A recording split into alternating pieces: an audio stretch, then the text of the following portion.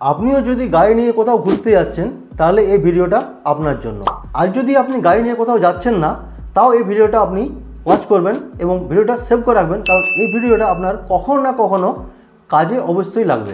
যেমন আমি কিছুদিন আগে কার নিয়ে ইন্ডিয়া গেট ঘুরতে গেছিলাম আর আমি নো পার্কিংয়ে কার পার্ক করে দিয়েছিলাম, ব্যাস আর কি 2000 টাকার চালান কেটে গেল। বাট আপনাদের সাথে যাতে এটা না হয় সেই জন্য এই ভিডিওটা অবশ্যই দেখবেন। সব বন্ধুগণ, আমার চালান কেটে গেছে কিন্তু আমি আপনাদের চালান কাটতে দেব না, কারণ আমি আর যে ট্রিক্সটা আপনাদের বলবো এটির সাহায্যে আপনি জাস্ট এক ক্লিকে কোথায় পার্কিং আছে সেটা আপনি জানতে পেরে যাবেন। আর আপনি যদি পার্কিংয়ে গাড়ি রাখেন তাহলে আপনার আর কোনো চালান কাটবে না। ভিডিও শুরু করার আগে আমি রাহুল আর আপনারা দেখছেন রাহুল মন্ডল টেক। তো চলুন শুরু করি।